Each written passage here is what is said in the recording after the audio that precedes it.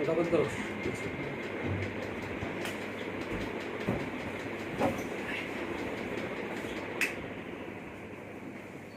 नमस्कार दोस्तों,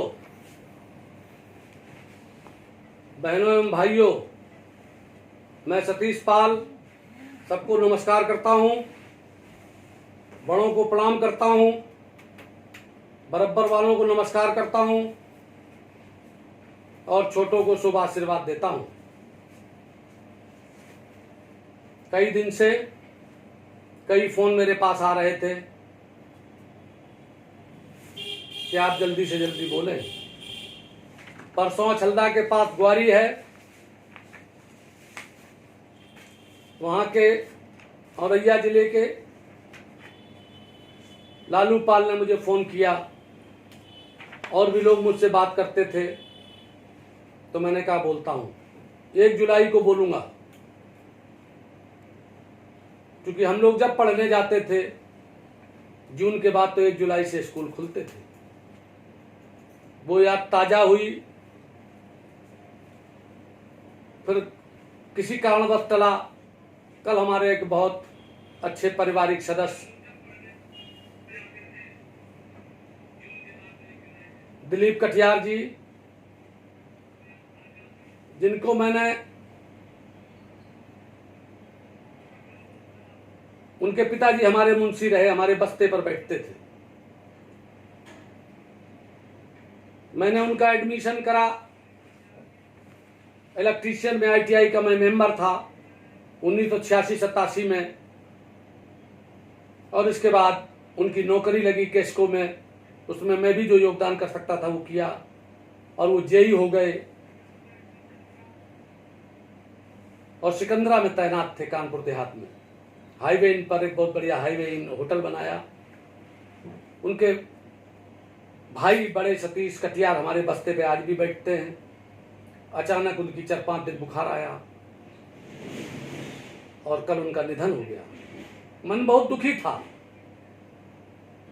तो फिर मैंने अपनी जो टीम है हमारी, जो इस काम को सब देखती है, मानवेंद्र प्रताप, सौरभ कटियार, अभी नए से उसमें विशाल पाल भी जुड़े हैं, मेरा बेटा भी दिनकर प्रताप भी इसमें सहयोग करता है।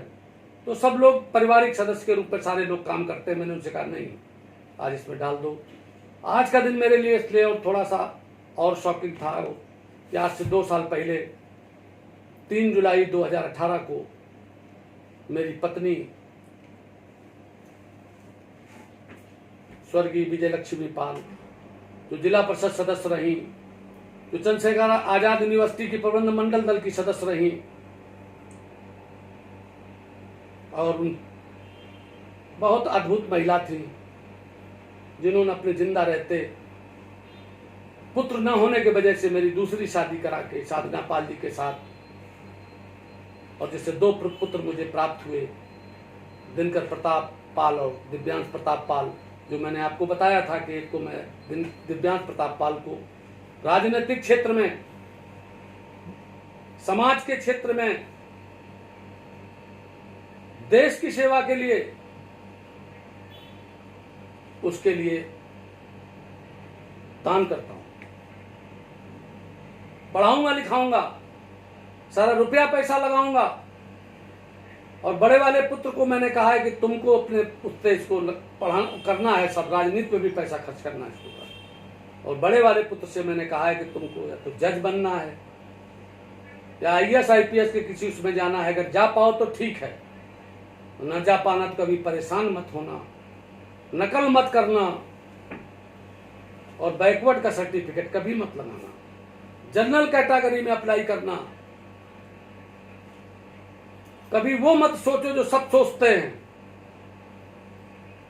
क्योंकि अगर आज तक तुम सफल नहीं हुए और तुम वही सोचते हो जो कल तक सोचते थे, तो आपको कुछ प्राप्त होने वाला नहीं है।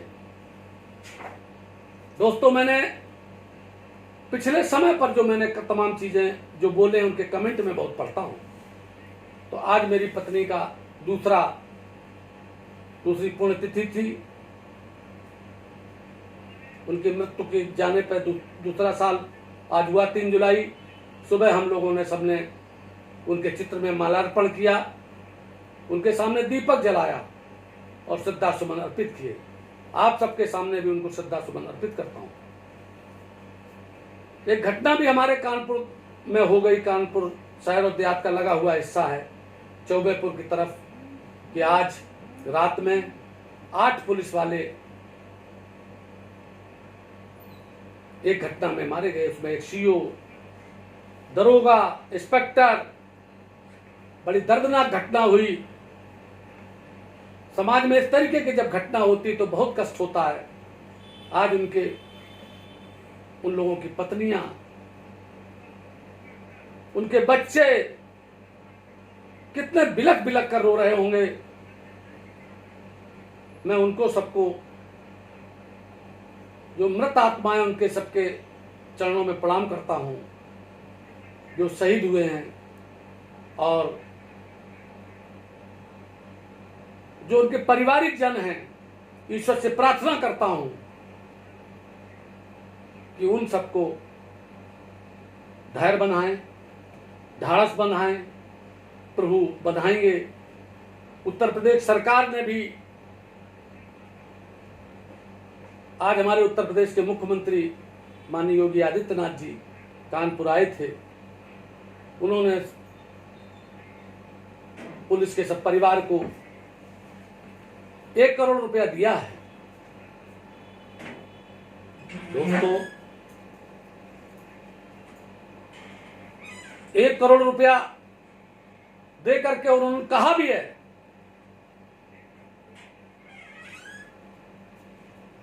सबके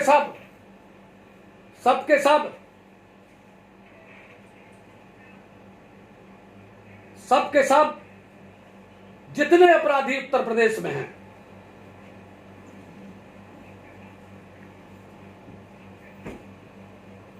आज की तारीख में ये सबक है नेताओं को, पुलिस वालों को,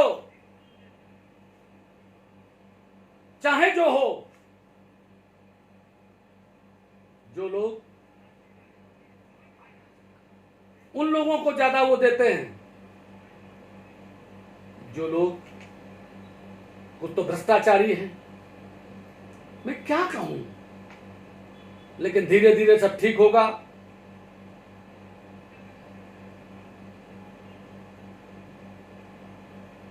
दोस्तों, आप सब लोग जब मेरे में कमेंट करते रहे हो,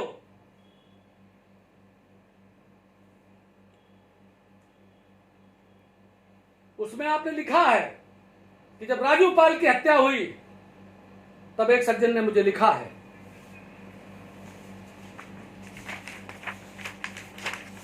कि उसमें क्या है, उनके हत्यारे घूम रहे हैं। मुझे लिखा था, ये शिवनायक पाल हैं, इन्होंने मुझे लिखा था राजू पाल के हत्यारे जिंदा हैं, उस पर बोलो।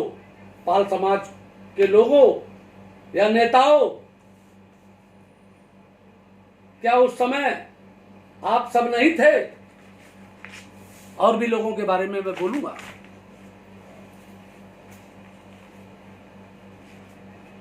दोस्तों, इसके पहले मैंने आपसे कहा था, मैं उसी दिन गया था जिस दिन उनकी हत्या हुई थी,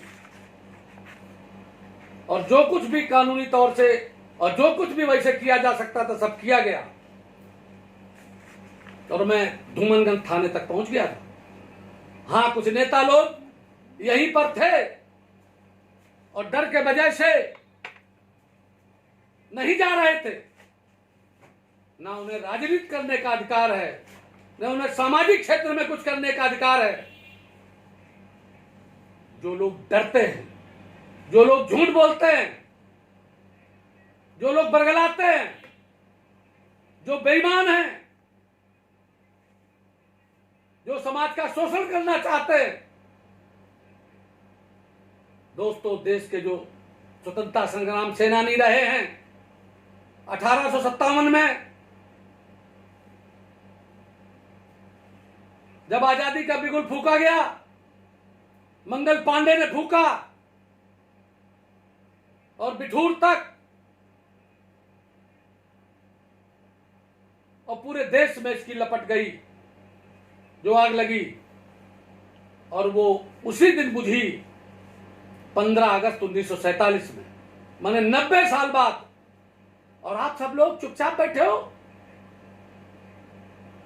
कमेंट करते हो, हमारा मनोबल बढ़ाते हो, हमसे जो पूछना चाहते हो। अब मैंने उसको पढ़ना शुरू किया, मैंने पढ़ा है और इस तरीके से लगाया, उसमें निशान लगाए हैं। एक ने लिखा है, दोस्तों, अजीत पाल समाज सेवक लिखते हैं कि सर आप किसको समझा रहे हैं, पाल समाज के लोगों को जो आज भी मुर्दे हैं और मुर्दे बन के ही रहना पसंद करते हैं, वह अपनी पुरानी परंपरा दूसरों की गुलामी करना कैसे छोड़ सकते हैं। मैं कट्टर गडरिया हूं, मुझे मरना पसंद है, गुलामी और किसी के आगे झुकना नहीं पसंद है। अभी भी मौका है सुधारने का और समझने का। सभी पाल समाज के लोगों को मैं सर आपकी बहुत इज्जत करता हूं। जय हिंद सर। चलिए, आपने ये लिखा, मैं आपको जवाब दे रहा हूं दोस्तों, इनका सुन लीजिए। देखिए,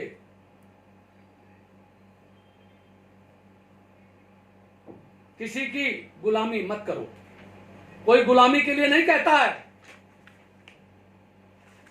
आप तो खुद गुलामी करते हो।